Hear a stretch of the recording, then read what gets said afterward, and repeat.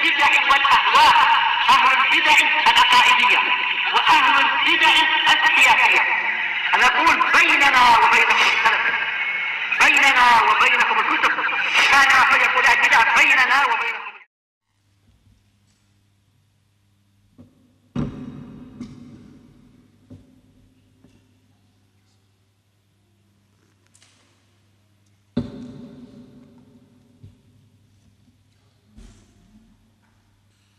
Bismillahirrahmanirrahim. Alhamdulillahilladzi arsala rasulahu bil huda wa dinil haq liyudhhirahu 'ala ad-dini kullihi wa kafa billahi shahida. Asyhadu an la ilaha illallah wahdahu la syarika la iqraran bihi wa tauhida. Wa asyhadu anna Muhammadan 'abduhu wa rasuluhu sallallahu alaihi wa ala alihi wa sallama tasliman mazida la nabiyya ba'dah. Ikhwani fid din wa akhwati fillah, a'azzani wa a'azzakumullahu jami'an, barakallahu fikum. Kita lanjutkan bacaan berikutnya terhadap artikel yang berisikan tentang al-wasail al-khafiyah lidarbi da'wati salafiyah, yaitu sarana yang tersembunyi atau cara yang tersembunyi yang digunakan oleh orang-orang hizbiyin untuk merusak dan menghantam dakwah salafiyah. Pada pertemuan yang telah lalu kita telah mengambil cuplikan daripada halaman 57. Kata beliau, kita ulang dikit, al-wasilatus sadisatu, cara yang keenam, zar'ud jadal fi awsati salafiyin bi alfadil mujmalah, termasuk cara hizbiyin untuk merusak dan menghantam dakwah salafiyah adalah dengan cara menanamkan perdebatan. Zara' itu menanamkan perdebatan di tengah-tengah salafiyin dengan lafaz-lafaz yang masih global. Jadi mereka menggunakan lafaz global agar kita terpancing membenarkan lafaz global tersebut. Seharusnya kalau ahlus sunnah wal jamaah yang paham itu, kalau lafaznya global masih perlu dirinci lagi, jangan langsung dijawab dengan global, karena kadangkala yang mereka inginkan dengan global itu biar membenarkan pendapat mereka. Bisa dipahami ya. Dan seperti ini sejak zaman dahulu, sejak zaman Imam Ahmad bin Hanbal rahmatullahi alaih juga ada orang-orang al-bid'ah wad dhalal hizbiyun, mereka menggunakan lafaznya global. Tujuannya apa? Untuk menghantam dakwah salafiyah. Contohnya, lafzi bil Quran makhluk atau bukan? Lafazku dengan Al-Quran ini makhluk atau bukan? Nah itu kan perlu dirinci. Lafaznya global itu, lafaz itu maksudnya apa? Lafaz yang kamu lafazkan, bacaanmu, atau yang dibaca gitu. Rincian seperti itu perlunya apa? Agar mereka terbantahkan nanti. Kalau kita katakan, iya lafazmu dengan Al-Quran itu makhluk, masa yang kita baca itu makhluk? Nah gitu akhirnya. Karena lafdun itu umum. Lafzi bil Quran, lafadzku terhadap Al-Quran itu makhluk atau bukan? Kita rinci dulu. Yang antum maksudkan lafzi bil Quran itu bacaanmu atau yang dibaca itu. Faham maksudnya? Kalau yang antum inginkan adalah bacaanmu terhadap Al-Quran makhluk, na'am, bacaanmu, suaramu makhluk. Jadi pahami ya? Tapi kalau yang kamu baca, yang kamu lafadzkan itu kalamullah. Nah, cara ahlu bid'ah wad dhalal menggunakan lafaz global. Ternyata diikuti oleh orang-orang hizbiyun, menanamkan perdebatan di tengah-tengah salafiyin dengan lafaz-lafaz yang global. Paham ya? Karena lafaz global itu masih perlu rincian. Contohnya, biar tambah paham lagi, Allah Ta'ala itu berada di suatu arah, memerlukan tempat atau tidak. Itu mereka tanamkan itu, mereka tanyakan itu. Allah Ta'ala katanya beristiwa di atas arsy katanya. Berarti Allah Ta'ala perlu tempat. Berarti Allah Ta'ala berada di suatu arah. Kita katakan jawabannya dirinci. arah atau tempat yang antum maksud itu yang bagaimana? Kalau arah dan tempat yang meliputi Allah Ta'ala, tidak. Tapi kalau tempat yang Allah Ta'ala meliputi segala sesuatu, na'am. Caranya gitu. Jadi walaupun Allah Ta'ala berada di suatu tempat, tapi Allah Ta'ala meliputi tempat tersebut. Mafhum? Karena kalau kita jawab global, iya, nanti mereka akan nyalahkan. Berarti Allah Ta'ala diliputi. Bisa dipahami ya? Nah, kadang-kadang mereka menggunakan lafaz global untuk menghantam ahlul haq. Kita baca aja biar tambah jelas nanti apa yang mereka gunakan. Wa qad sabata min hadithi Abi Umamah Suda bin Ajlan al-Bahili radhiyallahu anhu anna an-nabiy sallallahu alaihi wa ala alihi wasallam qala, bahwasanya Rasulullah sallallahu alaihi wasallam berkata, ma dhalla qaumun ba'da hudan kanu alaihi illa utul jadal. Ini hadisnya masyhur, ma'ruf, sahih, sering antum dengar. Artinya apa? Ma dhalla qaumun ba'da hudan kanu alaihi, tidaklah suatu kaum mereka menjadi sesat yang semula mereka berada di atas petunjuk, melainkan apa? Melainkan didatangi pintu perdebatan. Itu sebabnya. Ma dhalla qaumun ba'da hudan kanu alaihi, tidaklah suatu kaum sesat menjadi sesat setelah mereka mendapatkan petunjuk yang dahulu mereka berada di atasnya, illa utul jadal, melainkan karena didatangi pintu perdebatan. Jadi berdebat itu kalau tidak ada titik temunya, dikenal debat kusir, asal hindari. Karena ujung-ujungnya nanti imma dia tujuannya merendahkan serendah-rendahnya, merendahkan ahlul haq, atau tujuannya membuat samar ahlul haq yang semula yakin di atas petunjuk akhirnya tersamarkan. Oh iya ya, yang benar tuh kami atau mereka, ujung-ujungnya ke situ arahnya. Paham? Makanya perdebatan itu kalau tidak ada ujungnya, tidak ada solusinya, tidak ada titik temunya, dihindari. Apalagi debat dengan orang-orang jahil, orang-orang bodoh yang seringnya logika yang mereka gunakan, yang seringnya hawa nafsu yang mereka apa? Kedepankan. Allah Ta'ala berfirman dalam Al-Quran Karim, wa idza khatabahumul jahilun qalu salama. Apabila orang bodoh mengajak bicara kalian, ucapkan kepada mereka selamat tinggal. Salama, selamat tinggal. Assalamualaikum, tinggal pergi sudah. Karena apa? Orang bodoh itu ketika diajak berdebat atau kadang disebutkan dalil, disebutkan hujjah, dia nggak akan terima. Dia lebih mengedepankan apa? Logika, akal atau hawa nafsu. Mafhum? Dan sudah kami singgung dahulu pada pertemuan-pertemuan sebelumnya, perdebatan yang dikatakan bagus, wajadilhum billati hiya ahsan, dan debatlah mereka dengan cara yang terbaik, perdebatan yang ada solusi dan titik temunya. Perdebatan yang ada solusi dan titik temunya. Apa titik temunya? Al-Quran dan As-Sunnah. Tujuannya apa tujuannya? Tujuannya li'idharil haqqi wa ibtalil batil. Itu tujuannya. Orang berdebat bukan untuk berbangga-bangga, wah kami jago debat, setiap orang tak debat mesti kalah terus, nggak pernah bisa mengalahkan kami misalkan. Itu berarti apa? Berarti itu adalah apa? Peran yang tidak baik. Karena tujuan perdebatan apa tadi? Li'idharil haqqi wa ibtalil batil, untuk menampakkan al-haq dan menghancurkan kebatilan. Qul ja'al haqq wa zaqal batil innal batila kana zahuqa. Katakanlah sungguh telah datang al-haq dan hancurlah kebatilan, dan sungguh yang namanya kebatilan pasti akan hancur. Ingat-ingat ya, perdebatan dikatakan bagus dan indah kalau ada solusinya, ada titik temunya, kembali pada Al-Quran dan As-Sunnah. Tujuannya apa tadi? Untuk menampakkan al-haq dan menghancurkan kebatilan, bukan untuk berbangga-bangga, bukan untuk apa? Biar viral, biar populer, biar terkenal. Si fulan jago debat, setiap kali didebat sama si fulan nggak pernah kalah, si fulan pasti menang terus. Hati-hati. Lihat hukum asal perdebatan apa tadi? Sumber perpecahan. Seseorang tersesat, seseorang bimbang dari al-haq yang semula berada di atasnya. Sebabnya apa tadi? Sebabnya karena didatangi perdebatan. Kita lihat, wa min asyaddin nas jadalan wa faraghan humul hizbiyun. Lihat ini, ahlul batil, termasuk manusia yang paling semangat, yang paling kuat perdebatannya dan juga paling banyak waktu kosongnya adalah hizbiyun. Hizbiyun banyak waktu kosong mereka, sehingga menyibukkan diri dengan perdebatan itu loh. debat di medsos, media sosial. Nah, ahlul batil, lihat, ahlul batil hizbiyun, mereka kadang-kala apa? Tidak ada kegiatan lain kecuali hanya berdebat.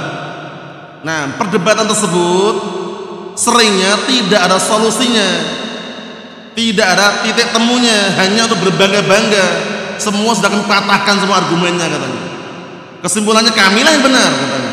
Mereka semuanya salah. Kalau dibangun di atas hujjah argumen itu tidak masalah. Tapi kalau hanya dibangun di atas apa? Sangkaan dan praduga, dugaan dia benar. Kemudian tidak ada bimbingan yang membimbing dia, tidak ada arahan yang mengarahkan dia, baik arahan dari para ulama al-sunnah, baik bimbingan dari Al-Quran sunnah, hanya bermodalkan hawa nafsu, jangan. Paham ya? Jangan diterima. Karena berbahaya sekali perdebatan ini kalau tidak ada titik temunya. Debat kusir itu akan apa? Membikin hati itu semakin keras. Membikin hati semakin apa? Keras. Ingat kalamnya siapa kemarin? Al-Imam Abu Qilabah Abdullah bin Zaid Al-Jarmi. Al-Imam Abu Qilabah Abdullah bin Zaid Al-Jarmi rahimahullah, beliau mengatakan la tudalisu ahlal ahwa wa la tujadiluhum fa inni la aminun an yughmisukum fi dhalalatihim aw yulabbisu ala ma kuntum ta'rifun aw yulabbisu ma kuntum yulabbisu ala ma kuntum ta'rifun. Artinya apa? Artinya barakallahu fi, beliau mengatakan jangan kalian duduk dengan pengikut hawa nafsu dan jangan debat dengan mereka, karena sesungguhnya aku tidak merasa aman kalau seandainya mereka apa? Menjerumuskan kalian ke dalam kesesatan mereka, au yulabbisu ma kuntum ta'rifun, atau menyamarkan al-haq yang semula kalian berada di atasnya. Jadi nasihat dari seorang imam ya, hindari perdebatan.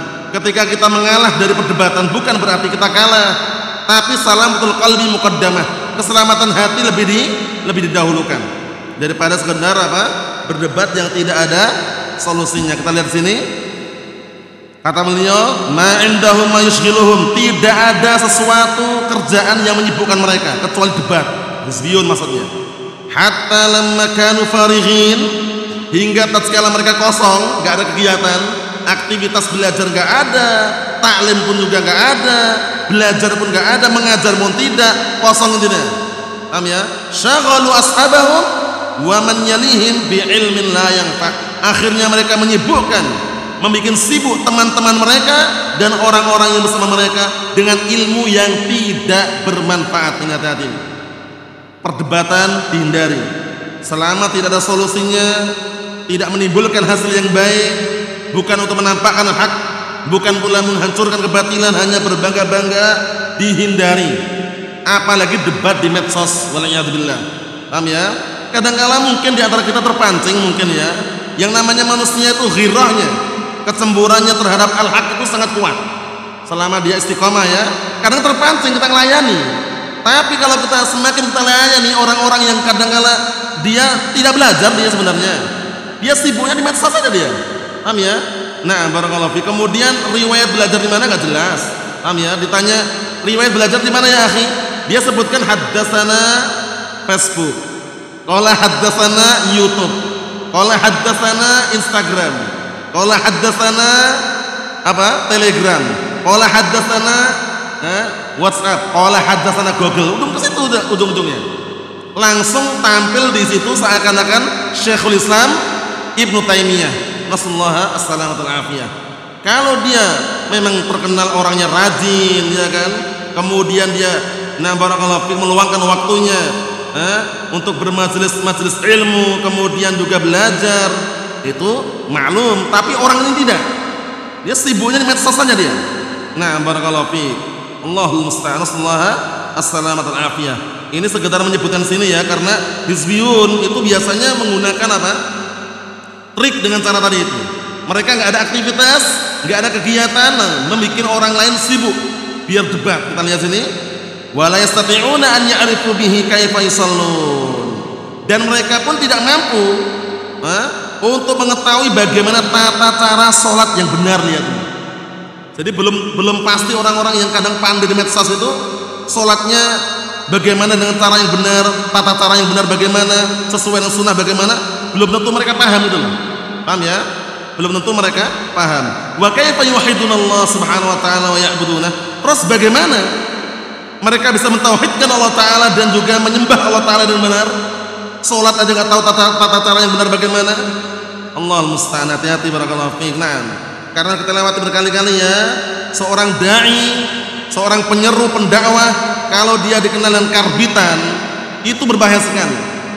Buah pisang ketika dia sudah tua, sebelum dia matang di pohonnya, di karbit bisa matang, ya kan? Tapi rasanya lain. Imma rasanya hambar nggak ada rasanya, atau kalaupun manis tidak manis sebagaimana ketika matang di pohonnya. Jadi pahami? Nah, jadi seorang dai yang kadang dikenal dengan dai jadi-jadian, paham ya? Nah, barakallahu fiik.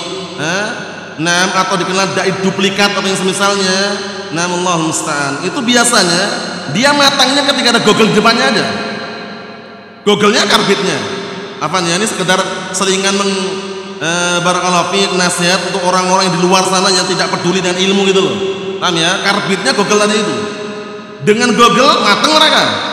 Tapi ketika gogel padam, tidak ada kuota, tidak ada internet, ya, sinyalnya lemah, tinggal di pegunungan misalkan, udah,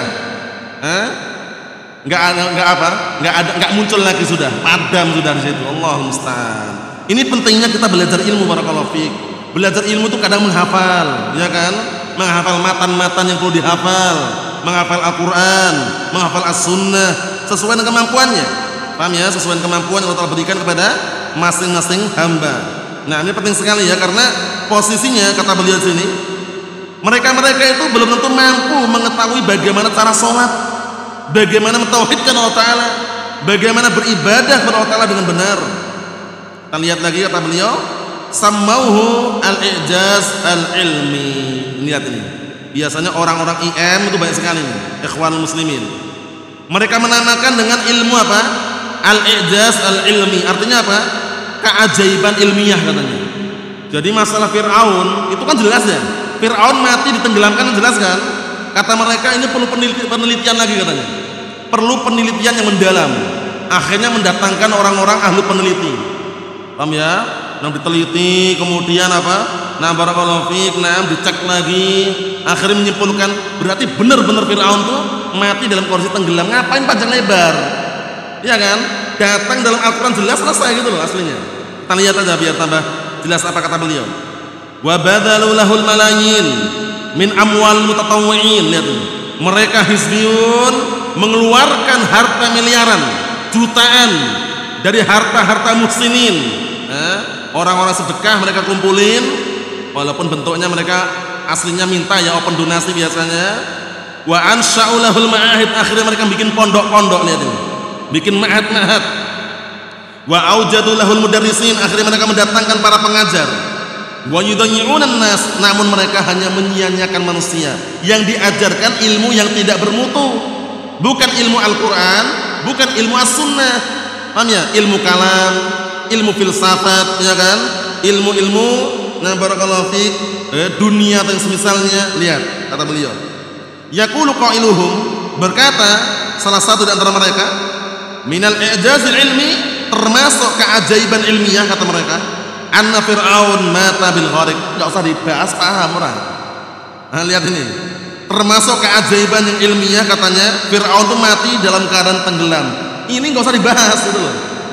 Kenapa diteliti lagi? Jelas dalam Al-Quran itu kan, tenggelam bersama orang yang tenggelam kan. Nah, dia ingin tobat di akhirnya terima lagi. Sudah detik-detik akhir ketika mau mati baru dia apa? Nyawa sampai kerongkongan baru dia mau tobat, terima. Di dalam Al-Quran tidak ada, ngapain dibahas lagi gitu loh. Maksudnya dibahas dengan penelitian ilmiah menurut mereka gitu loh. Dengan apa? Nah, keajaiban-keajaiban menurut mereka kita lihat. Laqad iktashafal an annahu utiya bi mukhtabarin tibbi. Lihat ini. Sungguh telah tersingkap sekarang bahwasanya telah didatangkan orang ahli peneliti kedokteran. Ngapain? Ngapain didatangkan ahli peneliti dari kedokteran, ngapain itu? Maksudnya kenapa nggak cukup dengan yang dikabarkan dalam Al-Quran, ya kan? Kalau Ahlussunnah kan yang datang dalam Al-Quran, Fir'aun mati tenggelam, udah itu selesai. Kata mereka perlu diteliti lagi dengan keajaiban ilmiah katanya. Allah musta'an, kita lihat aja. Fakhtabaru tilkal jussah, kemudian mereka meneliti badan atau mayat tersebut. Wallah alam yang mereka teliti mayat yang mana. Karena menurut pendapat yang sahih tidak ada lagi sekarang. Walaupun yang kata mereka berada dalam piramida atau apa yang kata mereka di Mesir itu nggak ada. Pendapat yang sahih nggak ada lagi sudah. Paham ya? Barakallahu fiik. Cuman disebutkan bahwasanya apa? Ditampakkan bahwasanya sebagai tanda bukti bahwasanya tenggelam dalam lautan. Ayatnya benar. Cuman apakah sekarang yang mereka katakan viralkan itu Firaun di Mesir atau misalnya, apakah itu benar-benar Firaun? Menurut pendapat yang sahih bukan. Paham ya? Sehingga perlu waspada, jangan sampai tertipu dengan apa? Media sosial yang ada. Karena zaman sekarang penuh dengan apa? Modusnya banyak sekali. Ingin lihat rambut Rasulullah ke Turki katanya. Ingin melihat sandal Rasulullah, sandal jepit itu ke Turki, di Turki ada juga, ada museum yang di sana katanya apa? Banyak, ada rambut Rasulullah, surban Rasulullah, sandal Rasulullah, bayangkan itu. Menurut pendapat yang sahih tidak ada yang tersisa di situ. Yang sampai saat ini ada dan nampak, kalau nggak dipagarin ya kuburan Rasulullah Sallallahu Alaihi Wasallam itu benar. Tapi rambutnya, surbannya, kemudian apa? Sandal jepitnya, Allahul musta'an. Itu nggak benar. Itu modus untuk mencari apa? Fulus. Orang ke sana ke museum pun bayar. Paham ya? Akhirnya dapat uang banyak. Hati-hati nih ya. Jangan tertarik. Lah kadang-kala ada negara lain juga mengklaim di sana ada rambut Rasulullah juga. Berarti rambutnya di mana-mana gitu loh. Allahul musta'an. Kemudian surbannya ditampakkan itu kan apa yang digambar-gambar itu biasanya orang-orang itu ya, disebar luaskan di media atau misalnya itu surbannya pun surban warna hijau. Memang Rasulullah pernah bersurban pakai yang warna selain putih, pernah memang. Cuman apakah itu benar surban Rasulullah? Apa perlu dipertanyakan? Namanya zaman sekarang itu bisnis itu loh. Hati-hati ya. Kemudian juga di Yaman ada kuburan Nabi Daud alaihissalam. Kemudian ada kuburan Nabi siapa? Itu semuanya tidak sahih. Yang sahih kuburan para nabi dan rasul yang masih ditampakkan hingga saat ini kuburan siapa? Rasulullah Sallallahu Alaihi Wasallam. Mafhum?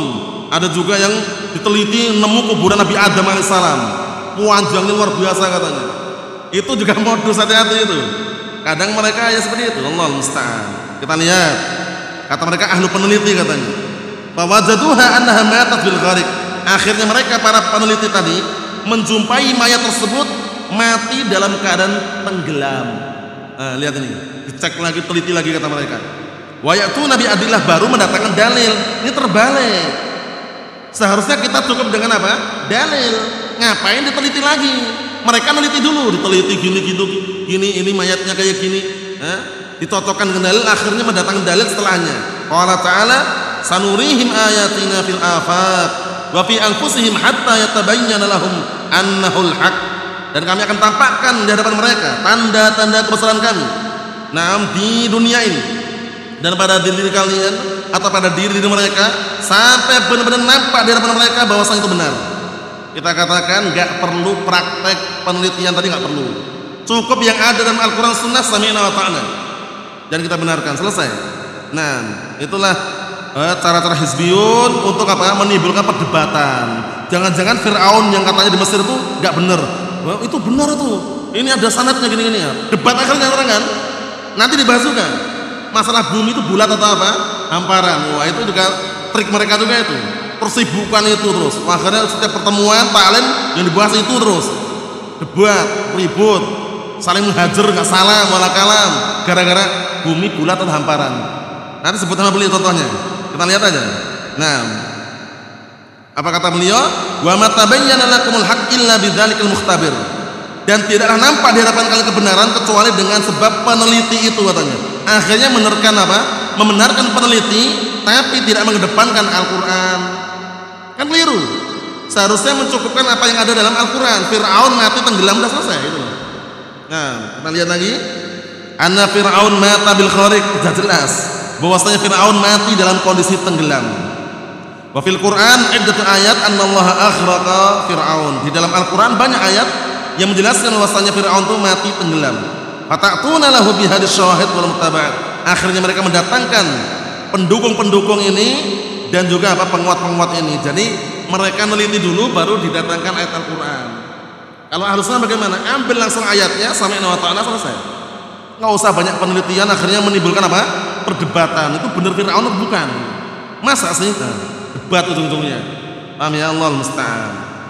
Kata beliau, "Unduru ya ikhwan, adamul qana'ah bil haq." Lihatlah wahai saudara-saudara, tidak adanya qana'ah, merasa cukup dengan kebenaran. Kebenaran itu ada dalam Al-Qur'an, ya kan? Naam, fa inna khal hadithi kalamullah. Maka sesungguhnya sebaik-baik sebenar-benar ucapan adalah ucapan siapa? Allah Subhanahu wa taala. Al-Qur'an. Masa kurang cukup dengan Al-Qur'an itu loh. Lihat ini. Ungduru ya ikhwan, perhatikan wahai saudara-saudara, adamul qana'ah bil haq, tidak adanya merasa cukup dirinya dengan kebenaran, wa tashkik fihi an tariqil i'jaz ilmi, dan juga adanya apa? Keraguan-raguan di dalamnya melalui apa? Melalui metode keajaiban ilmiah menurut mereka. Nanti juga dibahas seputar apa? Manusia itu asal usulnya kera atau bukan ini. Ternyata Darwin itu sampai di Yaman sana, di Arab maksudnya ya. Di Arab sana juga dibahas thariqah atau metode Darwin itu. Kalau di Indonesia dulu di sejarah gitu ya biasanya ya, sekolah-sekolah umum itu ya. Nah, aslinya itu manusia itu langsung manusia atau kera dulu gitu. Allahul musta'an. Nanti dibantah sebutkan dalam Al-Qur'an itu, mereka itu nggak menyaksikan bagaimana Allah telah menciptakan langit dan bumi, dan juga nggak menyaksikan bagaimana Allah telah menciptakan mereka sendiri gitu loh. Paham ya? Nah, mereka akhirnya apa? Dengan metode tadi akhirnya meyakini bahwasanya apa? Bahwasanya manusia itu asal usul dari kera. Awal mulanya jalannya bungkuk, punya ekor ya kan? Karena sering berjalan, lama-lama tegak-tegak, sering duduk, ekornya putus. Allahul musta'an. Itulah menimbulkan perdebatan. Kita katakan itu nggak benar. Nah, karena orang yang mengatakan seperti itu, kalau kita katakan berarti ente juga dari kera. Mungkin diam dia orangnya ini. Orang yang berpendapat seperti itu. Lah kalau kita katakan berarti antum juga terbuat dari kera aslinya, asal usulnya kera juga. Oh, kalau kami tidak, ujungnya gitu. Ngeyel juga dia. Kita lihat aja nanti. Contohnya memang yang beliau contohkan ini untuk menunjukkan bahwasanya banyak perdebatan, sebabnya apa? Karena lari daripada dalil itu. Kita lihat. Wa anna hadza huwa tauhid, dan bahwasanya ini adalah tauhid katanya. Jadi keajaiban ilmiah menurut mereka tadi enggak mencukupkan dengan dalil, tapi dengan penelitian tadi itulah tauhid katanya. Allahu musta'an. Fa hadza zar'ul jadal baina awsatin nas. Ini namanya menanamkan perdebatan di antara apa? Di tengah-tengah manusia. Fala tajidu man yasma' bihadza illa wa huwa yaqul. Lihat ini. Maka kamu tidak akan menjumpai orang yang mendengar kisah atau cerita seperti ini melainkan dia mengatakan, ara'aita hadza sahih am laysa bisahih? Bagaimana menurut kamu? Ini benar atau tidak benar? Menurut kamu bagaimana? Fir'aun yang sekarang ada, mayatnya di Mesir itu, yang dibikin kayak mumi itu benar Fir'aun atau bukan? Debat itu akhirnya tentunya. Lihat. Yashghuluna an-nas bihadzal doya'. Mereka menyibukkan manusia dengan perkara-perkara yang sia-sia seperti ini. Fal jadal min wadha'ifi haula'il farad. Artinya apa? Perdebatan itu merupakan pekerjaan kebiasaan mereka yang tidak punya kegiatan atau aktivitas. Paham ya? Orang yang punya kegiatan belajar, ya kan? Kegiatan mengajar Al-Qur'an was sunnah. Nah, kemudian dia apa? Setia dengan dalil, setia dengan Al-Qur'an sunnah, insyaallah tidak apa? Tidak termakan dalam hal perdebatan ini. Mafhum? Nah, kita lihat lagi. Wa mimma yasna'unahu baina ahli sunnah wa ghairihim, dan termasuk perbuatan yang mereka lakukan di antara ahli sunnah dan selain mereka, masail la khadaha al-Bukhari wala Muslim wala al-Imam Ahmad wala Malik wala al-Auza'i wala a'immatul sunnah minas Sufyanain wa Hammadain wa ghair haula. Lihat ini. Termasuk perbuatan yang mereka lakukan di tengah-tengah ahlu sunnah dan selain mereka, permasalahan-permasalahan yang tidak pernah dibahas oleh Imam Bukhari, nggak pernah dibahas oleh Imam Bukhari, nggak pernah dipeributkan oleh Imam Bukhari, tidak pula Imam Muslim, tidak pula Imam Ahmad, tidak pula Imam Malik, tidak pula Imam Auza'i, tidak pula para a'immatus sunnah, tidak pula dua Sufyan. Siapa dua Sufyan ini? Sufyan ibn Uyainah dan Sufyan Ats-Tsauri. Tidak pula Hammadain, dua Hammad bin Zaid sama Hammad bin Salamah. Paham ya? Naam. Mafhum? Mereka enggak pernah apa? Mempeributkan. Nah, datang orang-orang ini hizbiyun mempeributkan itu loh. Jadi pahami? Nah, enggak pernah dulu dikenal di zaman para sahabat asal-usul manusia itu kera atau bukan? Nggak pernah kan? Muncul belakangan itu kan? Nah, lihat itu. Kita lihat. Ma ahadun qala fi dzalika, ada seorang pun dari kalangan para ulama salaf yang mengatakan demikian. Muncullah belakangan tariku jinsil amal muslim au kafir. Orang yang meninggalkan jenis amalan itu muslim atau kafir. Ini hati-hati ini, karena ini digembor-gemborkan orang-orang yang kadangkala ingin menjebak al-sunnah. Jadi kalau orang meninggalkan jenis amalan itu kafir atau muslim? Ini pertanyaan-pertanyaan yang muncul belakangan. Kita lihat. Hadas soal muhdats. Pertanyaan ini ada pertanyaan bid'ah. Pertanyaan baru ini. Orang yang meninggalkan jenis amalan itu muslim atau kafir? Ini pertanyaan yang muhdats, pertanyaan yang baru yang diada-adakan. Lam yakun fi kitab wala sunnah. Lihat. Enggak ada dalam Al-Qur'an, tidak pula dalam As-Sunnah. Wa aidan hadhi al-fadul mujmalah. Yang penting ini. Ini juga pertanyaan yang masih global. Jenis amalan yang kayak apa dulu? Karena ada jenis amalan yang kalau orang meninggalkannya itu kafir ada. Seperti apa? Salat. Ya kan? Amalan salat orang meninggalkannya kafir kan? Ancamannya, ya kan? Kemudian tauhid, amalan tauhid, orang meninggalkannya. Nah, kemudian dia pelaku syirik akbar, kafir kan secara global.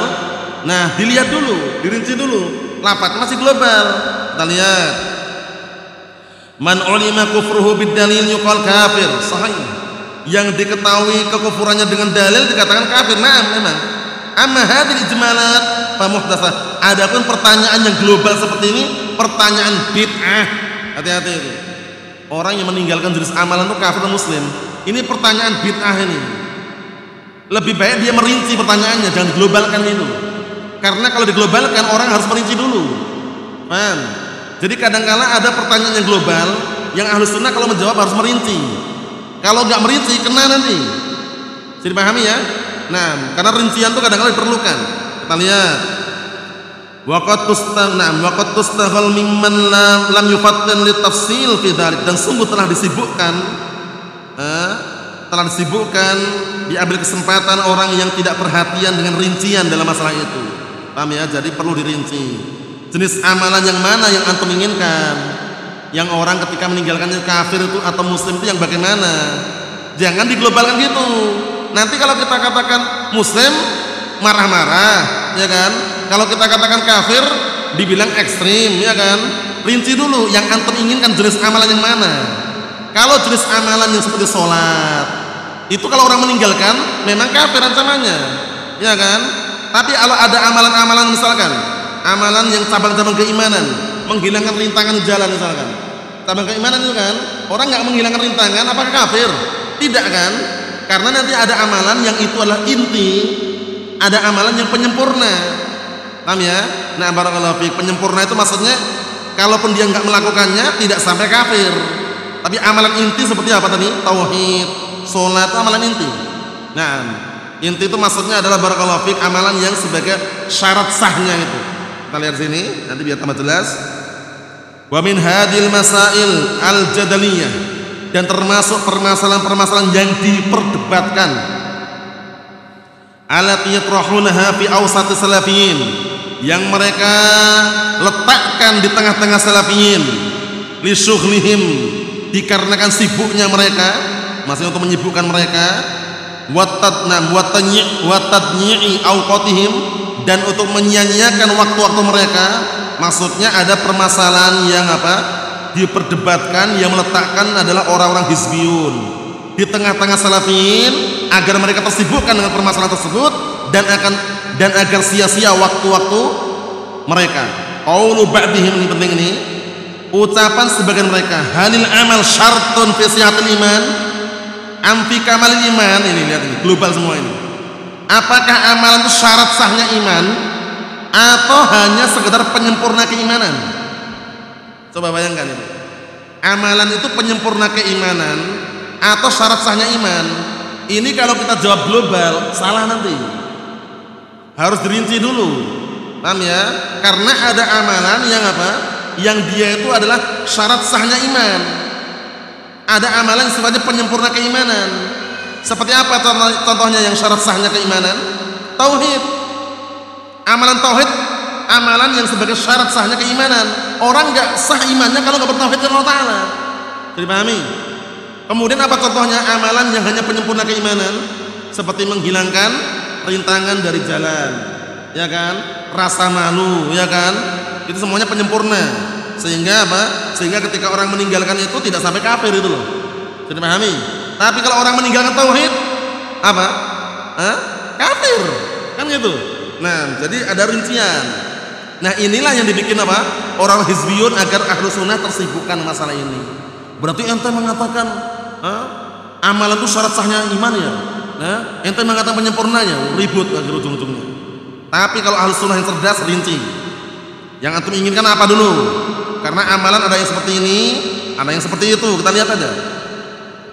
Wa hadza aidan alladhi alaihi dalil, dan ini juga yang ada dalil di atasnya.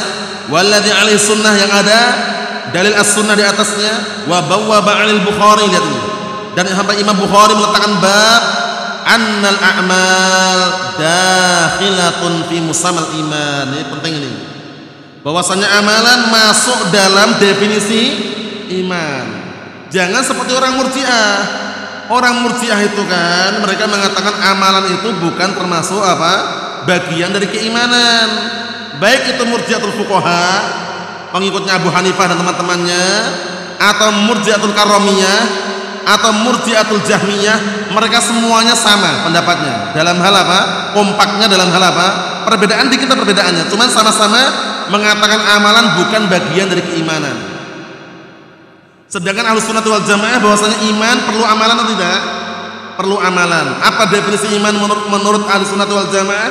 Diucapkan dengan lisan, diyakini dengan hati, diamalkan dengan anggota badan, bertambah dengan ketaatan, berkurang dengan kemaksiatan. Mafhum? Kata Murji'ah enggak perlu. Amalan itu enggak harus apa? Enggak masuk dalam definisi iman. Lah terus bagaimana? Ente semata-mata mengucapkan la ilaha illallah sempurna imannya katanya. Enggak perlu amalan, enggak perlu amalan. Nah terus bagaimana kalau dia berjudi, mabuk, berzina, imannya sempurna seperti imannya Jibril dan Mikail katanya. Versi Murji'ah seperti itu. Allahul musta'an. Akhirnya Murji'ah apa? Mewajibkan pelaku dosa besar nanti di akhirat masuk surga. Wajib. Bukan kehendak Allah Ta'ala ya, wajib masuk surga. Kenapa? Imannya sempurna seperti imannya Jibril dan Mikail. Itu Murji'ah. Murji'ah ini lawannya Khawarij. Kalau Khawarij mereka mengatakan pelaku dosa besar kafir, di akhirat bagaimana? Kekal di neraka. Itu bedanya ya. Ini sedikit selingan seputar apa? Bahwasanya iman itu pasti dan harus ada amalan. Jangan sampai amalan dikeluarkan dari keimanan. Imam Bukhari meletakkan bab annal a'mal dakhilatun fi musammal iman. Bahwasanya amalan-amalan masuk dalam definisi iman, masuk dalam penamaan keimanan. Wa min adillati dzalik, dan termasuk dalil yang menunjukkan hal tersebut, qaulullah ta'ala, perkataan Allah Ta'ala, wa ma kana Allahu liyudhi'a imanakum, dan Allah Ta'ala tidaklah pernah menyia-nyiakan keimanan kalian. Dalam tafsirannya adalah salat kalian. Paham ya? Jadi enggak pernah menyia-nyiakan, berarti apa? Ada amalan di situ. Nah, amalan salat itu enggak disia-siakan. Wa fis sahihain min hadits Abi Hurairah anhu, di dalam sahihain dari hadisnya Abi Hurairah anhu, anna Nabiyya sallallahu alaihi wasallam qala, bahwasanya Rasulullah SAW berkata, innal iman bid'un wa sittuna syu'bah. Itu terbalik itu ya, itu bid'un ya, itu terbalik. Yang benar bid'un, itu ainnya itu terbalik, seharusnya dot dulu baru ain. Bid'un. Innal imana bid'un wa sittuna syu'bah, bahwasanya keimanan itu memiliki 60 sekian cabang. Memiliki 60 sekian cabang. A'laha, yang paling tingginya itu juga keliru tulisannya itu.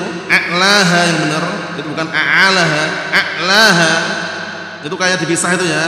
Yang benar a'laha, yang paling tingginya la ilaha illallah. Cabang keimanan yang paling tinggi apa? La ilaha illallah. Wa adnaha, dan yang paling rendahnya imatatul adha 'anit thariq, menghilangkan rintangan gangguan dari jalan. Wal haya'u syu'batun minal iman, dan rasa malu itu merupakan cabang daripada keimanan. Rasa malu padahal ya, cabang dari keimanan. Berarti iman itu ada amalan gitu loh. Ya kan? Nah, barakallahu fiik. Menghilangkan rintangan dari jalan. Amalan bukan? Amalan jawarih anggota badan, ya kan? Ucapan la ilaha illallah, amalan bukan? Amalan lisan. Haya, apa itu haya? Rasa malu, amalan bukan? Amalan hati. Lihat itu, amalan semuanya. Kok bisa-bisanya dihilangkan amalan dari iman? Allah musta'an. Wa hadis, dan hadis yang lain, hubbul ansar minal iman wa bughduhum minan nifaq. Cinta kepada orang-orang Ansar merupakan bagian dari keimanan dan membenci mereka adalah kemunafikan. Wal hizbiyun ya'tuna bi alfadin mujmalah, kita ambil dikit lagi. Dan orang hizbiyun mereka mendatangkan lafaz-lafaz yang masih global. Naam yushghiluna ba'da talabatul ilm, mereka membuat sibuk sebagian para pelajar, para pencari ilmu dibikin sibuk oleh hizbiyun. Fa ba'duhum kullu ma wujida min qurbatin laqataha, artinya sebagian mereka setiap kali dia menjumpai sesuatu yang menurut dia bagus, cuplikan diambil dari sesuatu yang enggak jelas, langsung diambil sama dia. Paham ya? Nah, langsung diambil langsung, ini bagus, ini diperdebatkan. Wa yadunnu annahu hasala 'ala ilm, dia menduga mengira bahwasanya dia dapatkan di atas ilmu. Paham ya? Pembahasan seperti ini waduh, sama dia dibahas, diperdebatkan, kemudian dia mendapatkan seakan-akan dia di atas ilmu yang dia dapatkan dari itu. Wa yuridu an yuqarriraha ala zamilih, dan dia menginginkan agar apa? Menetapkan keyakinan tadi atau menetapkan lafaznya global tadi kepada temannya. Jadi yang benar seperti ini, yang antum yakin itu keliru. Kalau sifatnya global dirinci dulu, paham ya? Dengan rincian akan nampak mana yang benar, mana yang keliru. Paham ya? Seperti anak sebutan di awal tadi, mereka kan mengatakan Allah Ta'ala itu kan beristiwa di atas mana? Arsy, berarti perlu tempat. Nah, jawabannya dengan nggak perlu, itu keliru juga. Jawabannya ya perlu, itu juga keliru. Dirinci. Tempat yang ente maksudkan itu apa? Tempat yang antum maksudkan itu apa? Tempat yang bagaimana? Tempat yang meliputi Allah Ta'ala nggak perlu. Tapi tempat yang Allah Ta'ala meliputi segala sesuatu, meliputi tempat tersebut, na'am, Allah Ta'ala beristiwa di atas arsy. Mafhum? Nah, caranya gitu, dirinci.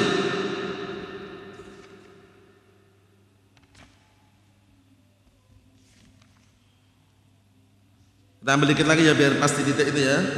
Wa hadza in syi'ta a'radta 'an dzalik, yang seperti ini kata beliau, jika kamu mau berpaling dari hal itu, wa huwa aula, ini yang pantas. Maksudnya bagaimana? Berpaling dari perdebatan dengan lafaz yang masih global, lebih selamat daripada dia termakan syubhatnya, ujung-ujungnya apa? Membenarkan kalimat yang masih global. Karena yang global itu masih perlu apa? Dirinci. Wa in aradta an tufassil, jika kamu ingin merinci, fatakul, nah, ya kan? Jika kamu ingin merinci dengan lafaz yang global tadi, kamu ingin merinci, maka kamu katakan minal amal ma tarakahu kufrun. Ini bagus ini. Ada amalan yang kalau orang itu meninggalkan itu terjatuh dalam kekufuran. Lihat, ada amalan yang orang kalau meninggalkannya terjatuh dalam kekufuran. Wa minal amal ma tarakahu laysa bikufrin. Ada juga amalan yang kalau orang meninggalkannya itu enggak sampai kafir. Seperti amalan tadi itu, menghilangkan rintangan dari jalan tadi. Nah, kita lihat, wa innama huwa naqsun fi kamal iman, akan tapi itu hanya mengurangi kesempurnaan keimanan. Minal amal ma husuluhu syartus sihhatin wa huwa tauhid. Ini penting ini. Ini pastikan dipahami ya ini ya, jangan sampai gagal paham ya.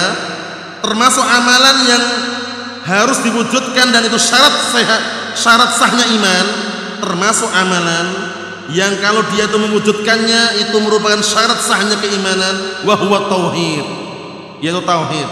Tauhid ini syarat sahnya iman, bukan penyempurna keimanan, tapi syarat sahnya iman. Dibedakan ya. Berarti ada dua. Ada amalan yang itu syarat sahnya iman, amalan yang apa? Penyempurna keimanan. Beda atau sama? Beda ya. Nah, kalau yang pertama ini amalan yang apa? Yang kalau diwujudkan dan harus diwujudkan itu syarat sahnya keimanan, wa huwa tauhid. La ilaha illallah. Qulu la ilaha illallah tuflihu. Ucapkanlah kalimat la ilaha illallah, niscaya kalian akan beruntung. Wa yadkhul insan fil Islam, bila ilaha illallah bil ikhlas. Dan seseorang itu masuk ke dalam keislaman dengan lafaz apa? La ilaha illallah bil ikhlas, dengan keikhlasan. Wa amma raddus salam, penting ini. Adapun jawab salam, wa ikramud dhaif, memuliakan tamu, wa husnul jiwar, berbuat baik dengan tetangga, at-ta'awun al birri wat taqwa, tolong menolong dalam perbuatan kebaikan dan ketakwaan. Hadza syartu kamalin fil iman. Ini syarat penyempurna keimanan. Walaysa syartu sihhatin, bukan syarat sahnya iman. Bisa dipahami seperti itu ya? Berarti ada dua apa? Ada dua rincian. Rincian pertama, ada amalan yang itu syarat sahnya iman. Kalau orang tidak melakukannya kafir. Yaitu apa tadi? Tauhid. Ya kan? Yang kedua, ada amalan yang itu hanya penyempurna keimanan. Kalau orang tidak melakukannya nggak kafir. Seperti apa tadi? Memuliakan tamu.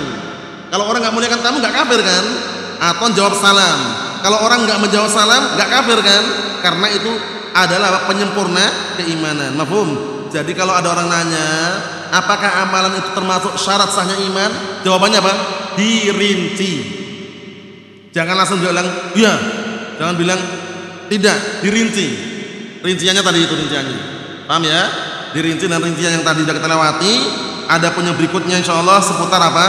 Manusia itu asal usul dari kera atau bukan? Pada pertemuan yang akan datang. Kata mereka adalah Darwin. Allah alam Darwin itu siapa? Paham ya? Yang jelas nanti kita lihat aja. Nah, karena ujung-ujungnya nanti yang disebutkan dalam sejarah itu, orang yang berpendapat demikian pun kalau dikatakan berarti antum juga asal usulnya dari kera, itu terdiam juga. Allahul musta'an. Assalamualaikum warahmatullahi wabarakatuh. Fid dunya wal akhirah. Walhamdulillahirabbil alamin.